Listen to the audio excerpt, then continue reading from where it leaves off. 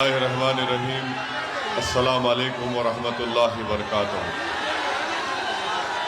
मुअज़्ज़िज़ हाज़रीन इकराम, बुज़ुर्गान क़ौम और मिल्लत, मेरे गयूर नौजवान साथियों, शे नशीन पर तशरीफ़ फरमा मोहतरम जनाब अख्तरुल ईमान साहब, सदर बिहार मजलिस इत्तेहादुल मुस्लिमीन व रुकन असम्बली, जनाब माजिद हुसैन साहब रुकन असम्बली हैदराबाद, जनाब वारिस पठान साहब, जनाब आदिल हसन साहब, जनाब जलाल साहब, जनाब वक़ार सिद्दीकी साहब, राशिद जलील साहब, जनाब फैसल साहब और तमाम मेरी जमात के रुफ़क़ा व मोअज़्ज़ीन, मैं सबसे पहले आप तमाम का शुक्रिया अदा करना चाहता हूँ कि आपने अपना कीमती वक्त निकाल कर आज मजलिस इत्तेहादुल मुस्लिमीन के इस जलसे आम में आपने शिरकत की। आपका बहुत बहुत शुक्रिया।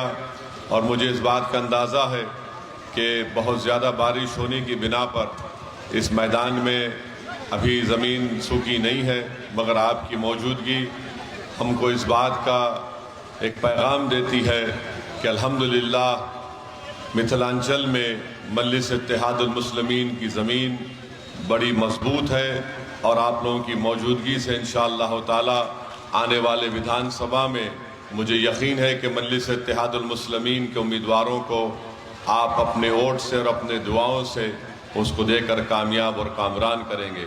अभी आप मोहतरम अख्तरुल ईमान साहब से सुन रहे थे कि मुख्तलिफ समुदायों ने अपनी अपनी एक सियासी क़ियादत को बना लिया है, और बिहार हो या हमारा पूरा मुल्क हो, अगर हम नज़र उठाकर देखेंगे तो पिछले 75 साल से, जब से हमने इस मुल्क को आज़ाद करवाया, जब से हमने इस मुल्क के संविधान को कबूल किया और आज तक 18 लोकसभा के इलेक्शन हो गए, बिहार विधानसभा के कई असम्बली के इंतखाबात हो गए।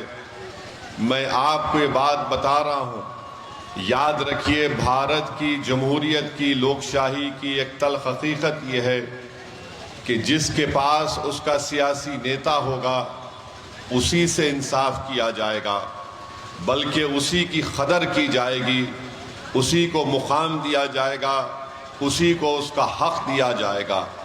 अगर आप ये समझेंगे कि हम 19% बिहार में हैं और उसके बावजूद भी हमसे इंसाफ नहीं किया जाता, तो मेरे भाई मुझे एक सच्चाई को कहने दीजिए। ये तल्ख़ बात ज़रूर है, मगर सच्चाई ये है कि हम सिर्फ वोट डालने वाले बनकर रह गए, हम शहरी नहीं बन सके। हम सिर्फ चुनाव के वक्त उठकर वोट डालते हैं, उसके बाद हम अपने गांव, अपने शहर, अपना ज़िला, उसकी तरक्की के बारे में, उसमें स्कूल कॉलेज को लाने के लिए जो सैलाब से ज़मीन कट जाती है, उस एम्बैंकमेंट का काम करवाने के लिए, हमारे बच्चियों की तालीम को मुकम्मल करवाने के लिए हमारे पास कोई आवाज़ उठाने वाला नहीं है। और यही वजह है कि हम सिर्फ वोट डालने वाले बन गए। अगर आप शहरी बनेंगे, जब आप शहरी बनेंगे तो आपको अपने हुकूक पूरे आपको मिलेंगे, मगर अफसोस ये है कि हम सिर्फ, कभी हमको कोई आकर एक सेकुलरिज्म की बात कर देता है, हम वोट दे देते हैं। कभी आकर कोई कहेगा कि फ़िरका परस्ती को शिकस्त दे दीजिए, हम उसको वोट दे देते हैं। मगर बताइए, हमने हर महाज पर, हर इशू के ऊपर, हर मुद्दे के ऊपर आप और हमने मिलकर वोट दिया, बताइए हमने क्या हासिल किया। मेरे अजीज दोस्तों और बुजुर्गों, भारत की पार्लियामेंट में मुसलमानों की आबादी के लिहाज से कम हमारे 50 से 55 MP जीत कर आना चाहिए था, मगर आज भारत की पार्लियामेंट में कितने हैं? 22 या 23 रुकने पार्लिमान हैं। अगर आज भारत की पार्लियामेंट में 50 से ज़्यादा मुस्लिम अरकान पार्लिमान होते, अगर मजलिस इत्तेहादुल मुस्लिमीन का एक MP नहीं होता, बल्कि मेरे साथ अगर अख्तरुल ईमान और इम्तियाज जलील साहब होते, आप अपने दिलों पर हाथ रखकर मेरी इस बात को सोचिए कि क्या नरेंद्र मोदी ऐसा कानून बनाता जिससे वक्फ की जायदादों को हमसे छीन सकता था क्या? मेरे भाई, आप नहीं में जवाब तो जरूर दे देंगे। मेरे भाई, आप नहीं में जवाब जरूर दे रहे हैं, मगर इस बताइए क्या ये जवाब इतना काफी है कि हम नहीं बोल दें? मेरे दोस्तों, हमको और आपको अपना मुहासिबा करना है, एक तब्दीली को पैदा करना है। हमको अपने वोट से अपने नेता को कामयाब करना है। और याद रखिए, मिथिलांचल की सरजमीन पर बसने वाली, इस तारीखी सरजमीन पर बसने वाली जनता के दरमियान मैं खड़े होकर कह रहा हूं, नेता तुम्हारे दरमियान से बनेगा। कोई नेता आसमान से नहीं आएगा, कोई जमीन के अंदर से निकल कर नहीं आएगा। एक मामूली सी आदमी को आपको अपना नेता बनाना पड़ेगा। देखो, यादवों का नेता, हर समाज का, ठाकुरों का, ब्राह्मण भाइयों का नेता है, भूमियारों का नेता है, ईबीसी का नेता है, पसमानदा तबकात का नेता है, मांझी का नेता है, पासवान का नेता है, अरे सबका नेता है। अगर किसी का नेता नहीं है तो बिहार में 19% मुसलमानों का नेता नहीं है। ये सच्चाई है, इसको आपको कबूल करना पड़ेगा। और अगर कोई ये दिमाग में अपनी बात डालकर सोचता है, अरे भाई ये ओवैसी क्या कह रहा है, कैसा हम अपना नेता बनाएंगे? अरे जैसा उन्होंने बनाया वैसा आपको बनाना है। हम भी उन्हीं की तरह इंसान हैं, मगर हम में और उनमें फर्क ये है कि वो अपने नेता को बनाने के लिए, अपनी सियासी लीडरशिप को बनाने के लिए एक हो जाते हैं और एक होकर अपना वोट पूरा उस नेता की कामयाबी के लिए इस्तेमाल करते हैं। और हमारा मामला ये है कि जैसा मजलिस उम्मीदवार खड़ा करेगी तो हम हमारे ताल्लुक से बोलना शुरू कर देंगे, अरे ये हैदराबाद से आया है। हाँ, मैं हैदराबाद से आया हूं, कोई चांद से नहीं आया हूं। और जब आ गया हूं तो कोई माइका लाल मुझे बिहार से नहीं बाहर भिजा सकता। और जहां पर हम आते हैं वहां पर अपनी जमात के परचम को लहरा कर जाएंगे इंशाअल्लाह ताला। और अफसोस की बात की है कि इल्जाम लगाने वाले हमारे ही भाई हैं। एक साहब है राजद के, अल्पसंख्यक समाज के कोई नेता उनको बना दिया गया। वो बार बार इतनी मोहब्बत मुझसे करते, नहीं मालूम घर में किसी और से शायद उनको मोहब्बत नहीं मिल रही, हमसे मोहब्बत कर रहे हैं। और बोलते हैं कि वो हैदराबाद से आया है। अरे जनाब, आपका लख्ते जिगर, आपका बेटा, अगर आज अल्लाह ने उसको डॉक्टर बनाया तो मेरे मेडिकल कॉलेज में पढ़ाकर बनाया, जब तुमको याद नहीं आया। तुम आज हमको बड़ी बड़ी गाली देते हो। अच्छा वो खुद क्या 2019 में उनका बेटा जेडीयू से टिकट लड़कर नहीं इलेक्शन लड़ा था, मोदी का फोटो लगाकर? जब तुमको सेकुलरिज्म याद नहीं आया, अरे तुम अपनी औलाद के लिए सब कुछ कुर्बान कर दोगे। और मैं बिहार आकर 19% जनता की इंसाफ की बात कर रहा हूं। मैं बिहार को अपने बेटे के लिए नहीं आया हूं। मैं बिहार को इसलिए नहीं आया हूं कि हैदराबाद से किसी को लाकर यहां पर इलेक्शन लड़ा दूं। मैं बिहार को इसलिए नहीं आया हूं कि यहां पर वोट हासिल करके जिस तरह वो हमारे 4 एमएलएज अपना जमीर बेचकर बेईमान साबित हुए, वो अपना जमीर बेच देंगे। अरे मैं यहां पर आया हूं तो 19% जनता को एक नेता बनाने के लिए, और ऐसा नेता बनाने के लिए जो ना राजद से डरेगा, ना मोदी से डरेगा, ना नीतीश से डरेगा, बल्कि वो सिर्फ अल्लाह से डरने वाला होगा। और तुम्हारा मामला यह है कि जब हम नेता की बात करते, सियासी क़ियादत की बात करते, तो तुमको लगता है ना ना हमारा नेता तो फुला है। अरे तुम्हारा नेता तो लफ्ज़ मुसलमान बोलने को तैयार नहीं है। तुम्हारा नेता तो लफ्ज़ मुसलमान बोलने को तैयार नहीं है।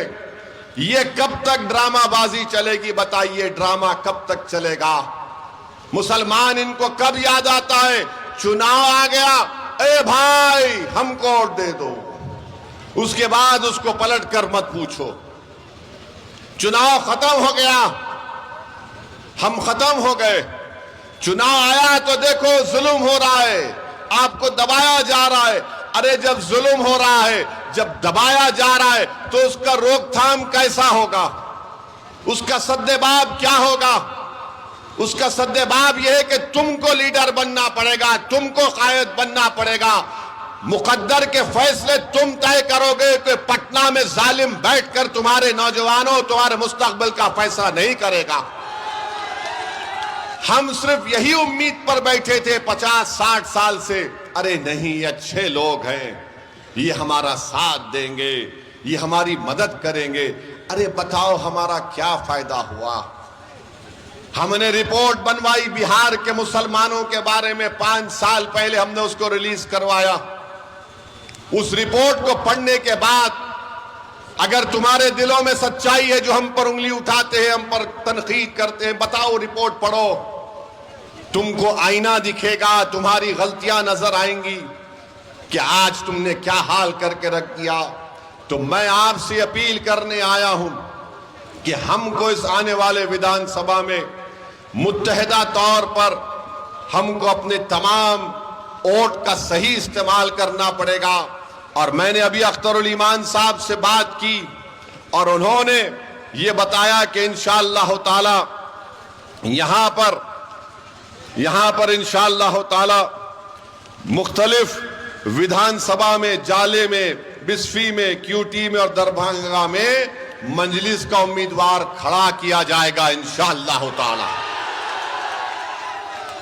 अब आप देखेंगे कि हमारे इस ऐलान के बाद इन तमाम लोगों में पेट में दर्द शुरू हो जाएगा। देखो हमारा बेटा खड़ा है, हमारा भाई खड़ा है। मैं किसी का बेटा नहीं हूं, मैं किसी का भाई नहीं हूं। क्या ये जनता जो यहां खड़ी भी है, मेरा उनका खून का रिश्ता नहीं है, मगर जो बेटे, ठहरो, जो बेटे और अपने भाई की बात कर रहे हैं, अरे मेरा इस जनता से रिश्ता बहुत खून के रिश्ते से बड़ा है। वो रिश्ते को अल्लाह ने अपने कलमे की बुनियाद पर जोड़ दिया। और तुम आकर बोलोगे ऐसा कर, अरे तुम 2019-20 में मोदी का फोटो लगाकर भीख मांग रहे थे वोट के लिए, और आज तुम सेकुलरिज्म की बात करते हो। कभी अपने गिरबान में झांक कर देखो। मैं आपको बताने आया हूं कि अख्तरुल ईमान साहब ने, छोड़ दिए सर, छोड़ दीजिए, हमारा दीवाना है, छोड़ दीजिए, कुछ नहीं होगा। मैं आपको, आराम से सर, मैं आपको बताने आया हूं कि हमारे पास बिहार के जिम्मेदार लोग आकर अख्तरुल ईमान साहब से कहा कि आप इनसे बातचीत क्यों नहीं करते, आप इनसे समझौता क्यों नहीं कर लेते। तो अख्तरुल ईमान साहब ने कहा, मुझसे पूछा क्या करना चाहिए। मैंने कहा वो कौम के जिम्मेदार लोग हैं, जब वो आपके पास आए तो उन्हीं को बोलिए कागज पर लिख दो और आप साइन करके भिजा दीजिए लालू जी को। अख्तरुल ईमान साहब ने एक खत लिख दिया लालू जी को और कहा कि हमसे मिलिए, हम आपके साथ मिलकर लड़ेंगे, बीजेपी को बिहार में सरकार बनाने से रोकेंगे, बीजेपी को मुख्यमंत्री बनाने से रोकेंगे, मोदी अमित शाह को रोकेंगे। फिर उसके बाद उनके बेटे ने कहा कि पिताजी को लेटर आया होगा, मुझे नहीं आया। हमने कहा अख्तर भाई इनको भी लेटर लिख दीजिए। अख्तर भाई ने उनको भी खत लिख दिया, बल्कि ढोल भाजा के साथ ले जाकर घर पे दिया तेजस्वी को, ताकि तुम सुन लो अपने कान से कि हम लिखत दे रहे। अख्तर भाई ने क्या लिखा खत में कि हमको 6 सीट दो। आप जानते हमारे 5 विधायक को आपने कामयाब किया था अल्लाह के फजलो करम से। हमने कहा 6 सीट दे दो। लिख कर दिया अख्तरुल ईमान ने कि हम, अगर आप तुम मुख्यमंत्री बनते तो हमको मंत्री नहीं चाहिए, हमको सिर्फ एक ही काम चाहिए कि फिरका परस्ती का खात्मा करो, आरएसएस को रोको बिहार में और मुसलमानों से इंसाफ करो। अब आप खुद फैसला कर लीजिए इसमें मेरा क्या फायदा है, अख्तरुल ईमान की जात का क्या फायदा है, आदिल हसन का क्या फायदा है। हम में और में एक ही फर्क है, हम कह रहे हैं कि ये हमको चाहिए, उसके बावजूद भी वो हमसे बात करने के लिए तैयार नहीं है।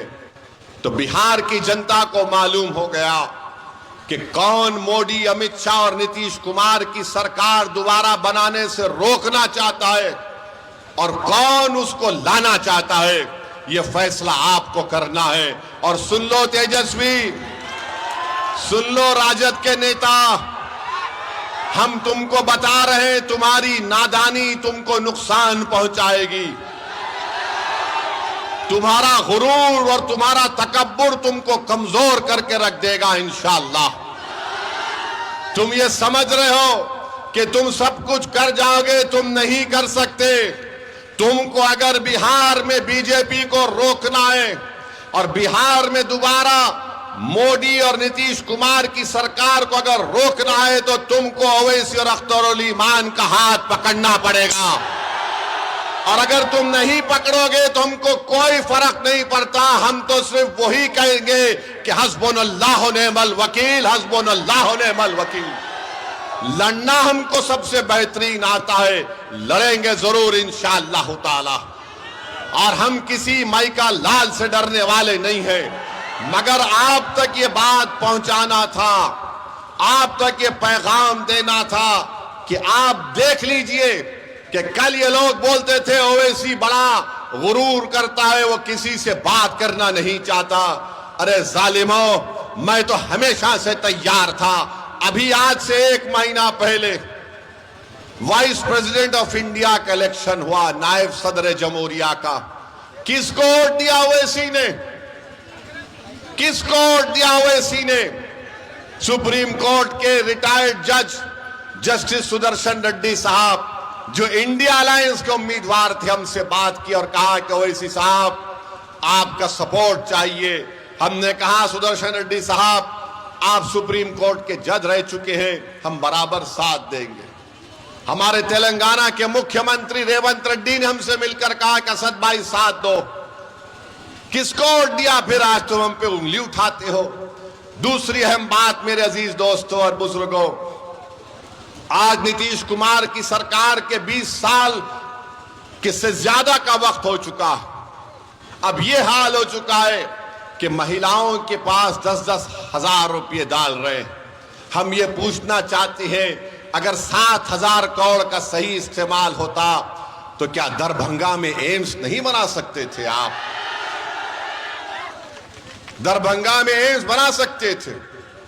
अगर महिलाओं से इतनी मोहब्बत थी तो आप अस्पताल बना देते।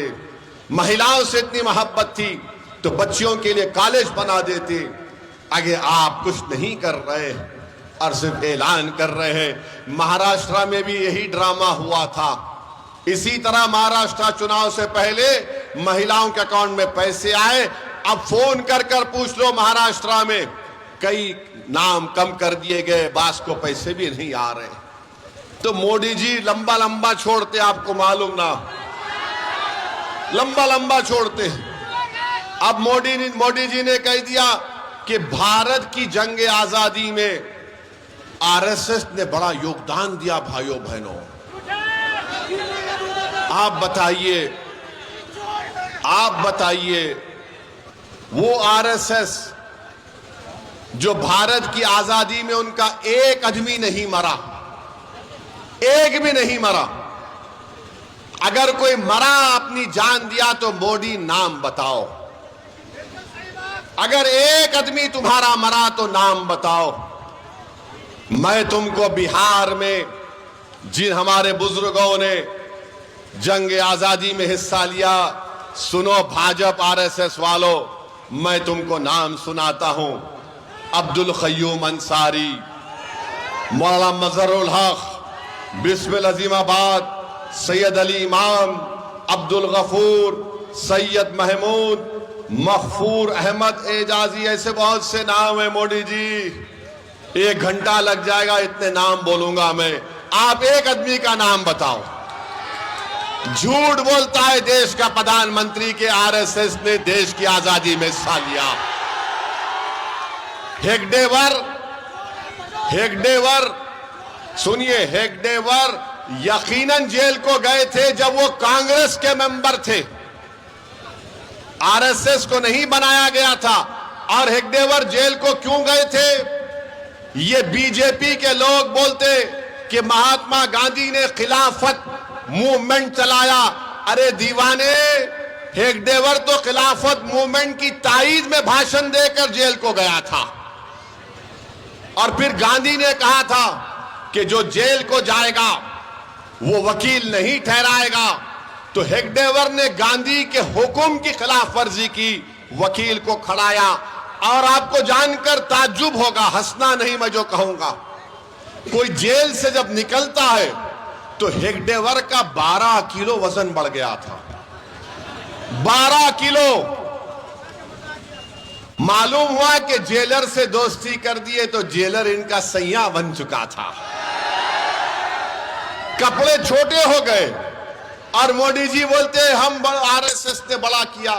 अच्छा, देश में नमक का सत्याग्रह हुआ था, आरएसएस ने कहा नहीं हिस्सा लेंगे, हेगडेवर हिस्सा लिए। और उनकी जीवनी किताब में कोई लिखता है, उन्हीं का आदमी, कि हेगडेवर इसीलिए हिस्सा लिए ताकि वो लोग अवाम को, जनता को आरएसएस में लाना चाहते थे। देश ने फैसला किया क्विट इंडिया मूवमेंट, अंग्रेज भारत छोड़ो। तो कौन थे श्यामा प्रसाद मुखर्जी? बताओ मोदी, जो फजलुल हक के साथ डिप्टी चीफ मिनिस्टर थे, जिस तरह तेजस्वी नीतीश कुमार के साथ थे, बाद में दोनों में तलाक हो गया। क्यों हो गया नहीं मालूम। श्यामा प्रसाद मुखर्जी, पूरा देश बोल रहा अंग्रेज छोड़ो, श्यामा प्रसाद मुखर्जी बोल रहे नहीं अंग्रेज रहो। उस पर नहीं बोलेंगे। जब हमने तिरंगा दिया तो आरएसएस की किताब ऑर्गेनाइजर ने लिखा कि हम 3 रंग को मनहूस मानते हैं। ये ऑर्गेनाइजर मैगजीन ने लिखा कि भारत का तिरंगे में 3 रंग मनहूस होता है। बताओ मोदी जी, कितने बातें करूं मैं आपकी तंजीम के बारे में, मगर आरएसएस की तारीफ में मोदी जी बोलते हैं मेरे भाई आरएसएस ने इस देश की आजादी के लिए कुछ नहीं किया, अंग्रेजों से मिलकर काम किया। और ये तारीख गवाह है। मगर आज आकर नेशनलिज्म का हमको बताते हैं, हुब्बुल वतनी का दर्स बीजेपी आरएसएस हमको बताती है। अरे ये देश से हमको इतनी मोहब्बत थी और है और रहेगी कि हमारे बुजुर्ग जिनको गिरफ्तार किया गया था मौजूदा सऊदी अरेबिया से माल्टा की जेल को लेकर गए थे, माल्टा की जेल को लेकर गए थे और उस माल्टा की जेल में उनको रखा गया। आज भी भारत से माल्टा की कोई डायरेक्ट फ्लाइट नहीं है। कौन थे हुसैन अहमद मदनी जो अपने शेख, अपने उस्ताद के साथ उस माल्टा की जेल में खुले मैदान में उनको रख दिया जाता था। आज भी डायरेक्ट फ्लाइट नहीं है माल्टा से। उन्होंने वहां जेल में गुजारी, मसाइब गुजारे। अरे कौन ये लोग? तुम आज हमको उंगली उठाते हो। मौलाना अबुल कलाम आजाद ने क्या किया, जौहर बरादरान ने क्या किया? बताओ मेरे अजीज दोस्तों और बुजुर्गों, ये हमारे बुजुर्ग थे, हमारे अकाबरीन थे जिन्होंने इस देश को आजाद करवाया। आज उसी देश में आज बीजेपी हमसे कह रही है कि तुम आई लव मोहम्मद सल्लल्लाहु अलैहि वसल्लम का पोस्टर नहीं उठा सकते। टीपू सुल्तान ने अपनी जान को गंवा दिया अंग्रेजों से लड़ते हुए। ये जितने हमारे बुजुर्ग थे सब आशिक रसूल सल्लल्लाहु अलैहि वसल्लम थे, एक से एक बड़ा आशिक रसूल था। और आज हमको कह रहे हैं कि तुम आई लव मोहम्मद का पोस्टर नहीं उठा सकते। मोदी जी 2018 में आपने केरला के एक आर्टिस्ट के पोस्टर की तारीफ की थी, वो तारीफ सही थी। और आज हम हमारे रसूल, हमारे नबी का पोस्टर उठाते हैं खाली, उसमें कोई संविधान के खिलाफ बात नहीं, उसमें कोई हिंसा की बात नहीं। वो तो मेरा अकीदा है, वो तो मेरा दीन है। जो भारत के संविधान की दफा 25 और 19 मुझे इस बात की इजाजत देता, मेरा फंडामेंटल राइट है। और उत्तर प्रदेश में जहां पर बीजेपी की सरकार है, गरीबों ने अपने घर पर कागज पर लिखकर लगाया तो जालिम हुकूमत ने उन दीवारों से उस पोस्टर को निकलवा दिया। अरे याद रखो, सोवियत यूनियन था जिसने मदरसों को बंद कर दिया। दुनिया ने देख लिया कि सोवियत यूनियन खत्म हो गया, मदरसे आज भी आबाद हैं। तुम आज वो पोस्टर निकाल कर समझ रहे हो कि हमारे दिलों से, हमारे वजूद से, हमारी सोच और फिक्र से हमारे रसूल की मोहब्बत कम हो जाएगी। नहीं होगी। ना भारत से मोहब्बत कम होगी, ना मोहम्मद सल्लल्लाहु अलैहि वसल्लम से मोहब्बत कम होगी। दुनिया खत्म हो जाएगी मगर मोहम्मद सल्लल्लाहु अलैहि वसल्लम का नाम रहेगा। मेरे अजीज दोस्तों और बुजुर्गों, मैं आपको बताने आया हूं कि ही बीजेपी ने नीतीश कुमार के साथ मिलकर, चिराग पासवान के साथ मिलकर, कुशवाहा साहब के साथ मिलकर, चंद्रबाबू नायडू के साथ मिलकर, कुमारास्वामी के साथ मिलकर एक ऐसा काला कानून बनवाया, वक्फ का काला कानून। और उस कानून के जरिए बीजेपी, आरएसएस, नीतीश कुमार जिस जमीन का मालिक, जिस मस्जिद का मालिक, जिस दरगाह का मालिक, जिस खानखा का मालिक अल्लाह है, ऐसे कानून से उसको छीनना चाहते हैं। भारत की पार्लियामेंट गवाह है कि हमने जब कानून को भारत की पार्लियामेंट में लाया गया, दोनों मर्तबा मैंने भारत के संविधान का, सुप्रीम कोर्ट के फैसलों का हवाला देकर उस वक्फ तरमीमी कानून की कानूनी दलाइल को सामने रखकर उसकी धज्जियां उड़ाई और मोदी के आंख में डालकर कहा, यह कानून को मैं फाड़ता हूं, यह भारत के संविधान के खिलाफ है। मेरे अजीज दोस्तों और बुजुर्गों, हम एक ऐसे माहौल में हैं। मैं आपसे अपील कर रहा हूं कि अपने के कोर्ट का सही इस्तेमाल करिए। हमको इन ताकतों को हराना है जो भारत को कमजोर करना चाहते हैं, जो भारत के संविधान को कमजोर करना चाहते हैं। मेरे अजीज दोस्तों और बुजुर्गों, सोचिए थोड़ी देर के लिए, ये लड़ाई जो ओवैसी और अख्तरुल ईमान लड़ रहे हैं, ये नौजवानों की लड़ाई लड़ रहे हैं। बिहार में करीब 60% आबादी 25 साल से कम उम्र नौजवानों की है। आप इनके चेहरों को देखकर वोट डालो, इनके मुस्तकबिल को सामने रखकर वोट डालो। बुजुर्गों, आपने अपनी जवानी बर्बाद कर दी इन जालिमों के पीछे, मगर अपने बच्चों की जवानी को बचा कर रखो ताकि हम एक ताकतवर कौम बनकर उभरे मुस्तकबिल में। नौजवानों, तुम्हारी भी जिम्मेदारी है कि अपने के कोर्ट का सही इस्तेमाल करो।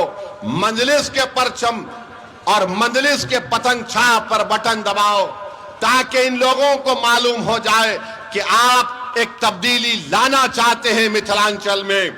आप एक सियासी लीडरशिप यहां पर बनाना चाहते हैं। आप बनाएंगे अपनी लीडरशिप को, आप बनाएंगे अपनी लीडरशिप को। क्या आप पतंग छाप पर वोट देंगे इंशाअल्लाह? तो अल्लाह हम तमाम की नियतों के मुताबिक कामयाबी दे। बहुत बहुत शुक्रिया। अस्सलाम वालेकुम।